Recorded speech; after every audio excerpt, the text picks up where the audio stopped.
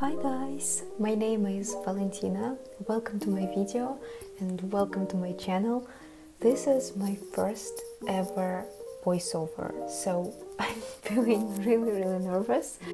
So today I wanted to share with you my Hobonichi Weeks flip through, and it's been a year in this planner for me. This is kind of crazy. This is the longest streak I got with one planner, and I'm still in love. And spoiler alert, I got myself another weeks for next year. So for those of you who are unfamiliar with this type of planner, Hobonichi Weeks is pretty much a weekly planner where you get a monthly view with calendars of each month and a more in-depth weekly view with a whole bunch of notes pages on the back of the planner. I've got Hobonichi Weeks Mega. It means that there are way more notes pages on the back. So, monthlies. You can probably see how I was slowly getting used to them and experimenting with them over the year. It started pretty simple. I wasn't really consistent with them. I was experimenting a lot, adding some stickers and stuff, but then I guess I found my peace with monthlies. Closer to the second half of the year, I started to use it as my memory keeping and some kind of one sticker a day thing. And oh my god, I love it to pieces right now. It might seem a little chaotic, but I love this little amount of chaos in my life. I'm gonna keep it inside my monthlies and not let it spread anywhere else. But I've got this little place for me just to be free and go wild with all my stickers. I just love it.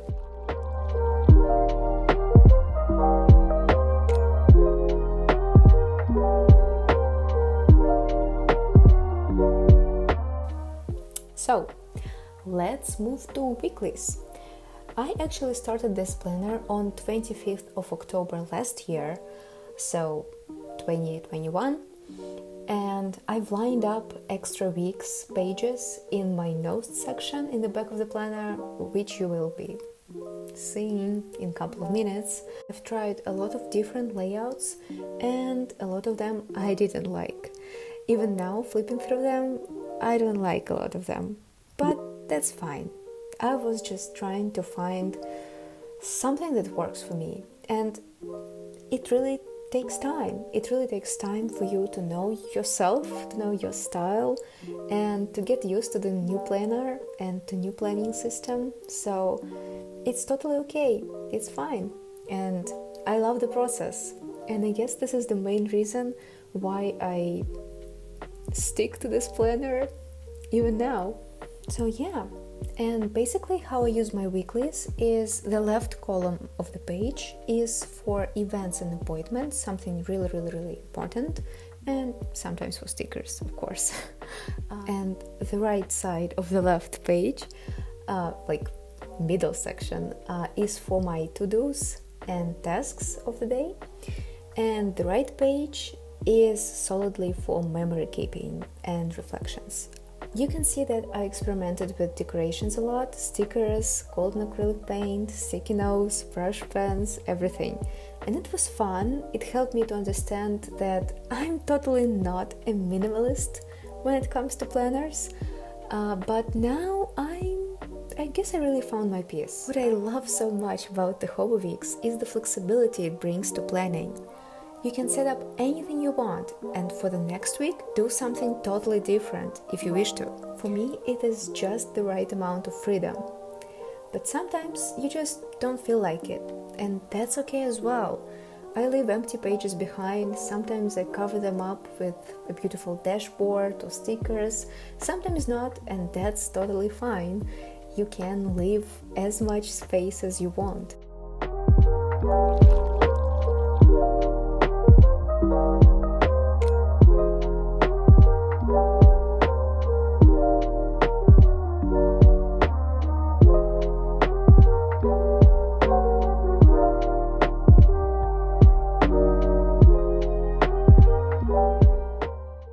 can see my love for sticky notes.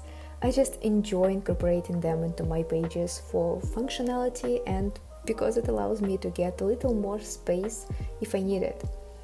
I don't know, maybe this looks strange, but my brain just works that way, I guess.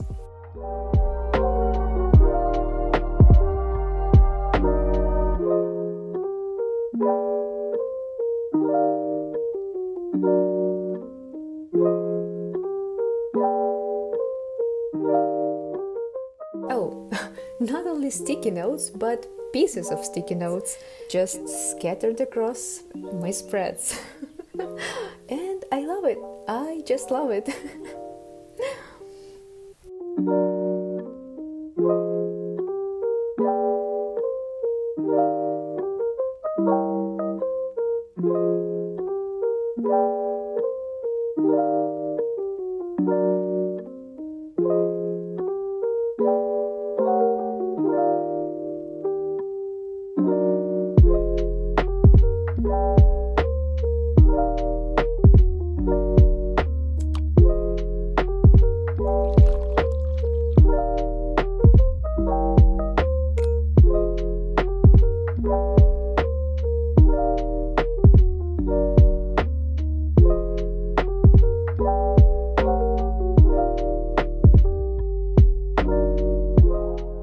So August was a pretty rough month for me. My mom had an emergency and I couldn't reach her for a couple of days. I was stressing myself out, and also I had my first dentist appointment in the States and I ended up with extreme tooth pain. I couldn't sleep without painkillers, so yeah, that was the worst experience with doctors in all my life, I guess. And I still have some pain left. It's not that bad, but the story ain't over even now. But yeah, that was my August, and that's why it was pretty blank here in my planner. I just didn't have any mood for planning or setting up beautiful pages. It was just rough time. But from September, it started to get better. I had a really busy month, needed to plan everything and stay on top of things, so my weeks were helping me with everything. I passed my meta marketing exam and was so happy about it. It was a huge deal for me. So yeah, things changed for the better. And also, I finally found the best layout for me. You can see how consistent I am with this particular layout. I love looking at it and rereading everything I wrote here. I can see how productive I was, what was bothering me, and what I have actually accomplished, and I love it. The only problem is I don't quite know how to separate my reflections and memories from one another.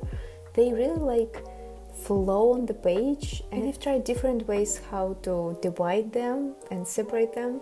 I tried black pen and brush pen and even acrylic paint, but nothing really worked for me. So maybe if you have any ideas on how to separate each entry from one another, please leave them in the comments down below. I would really appreciate your help and suggestions on this topic.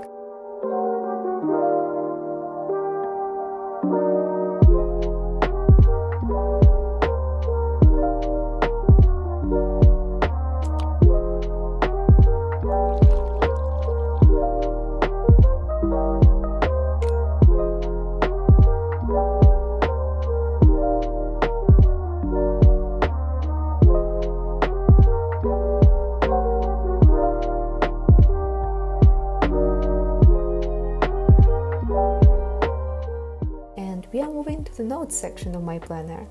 It actually starts with the last year weeks that I've lined up because I couldn't wait to start using this beautiful planner right away. And actually, I really like how it turned out because it has the grid on the left side of the page. The regular weeks doesn't have it, and I'm struggling to write in straight lines. So yeah, that's how my notes pages start.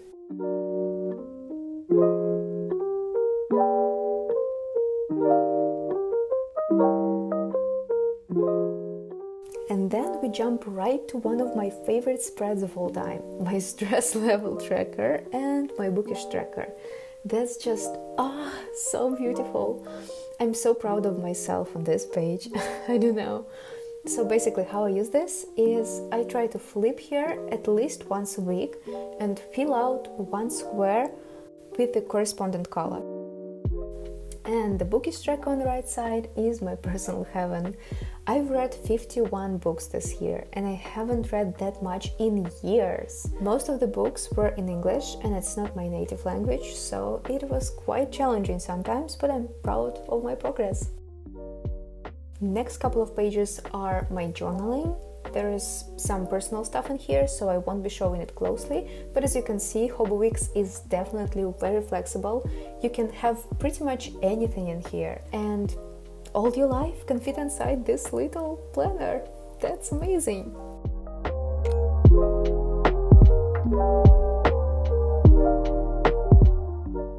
Next, I have my YouTube planner page, but I'm kind of thinking about redoing it. I keep my ideas here as well as things I need to get done and some insights as well.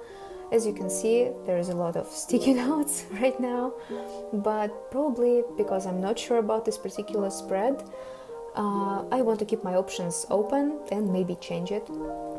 The next tracker is flower watering and it's totally empty. It didn't work out for me at all. Just let's forget about it. And the next page is my reading journal. Let me show it closer. So basically it's just a calendar on one page and books information on the other page. With the calendar, I keep track of what I've read on each day and how many pages did I manage to read.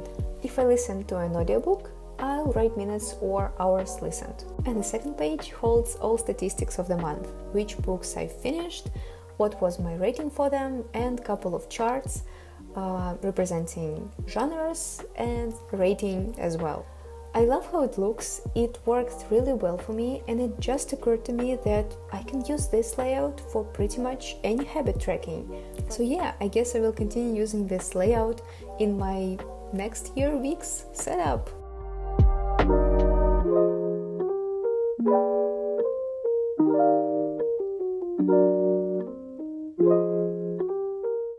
In the back I have a couple of pages for something I've been studying, but mostly they are empty.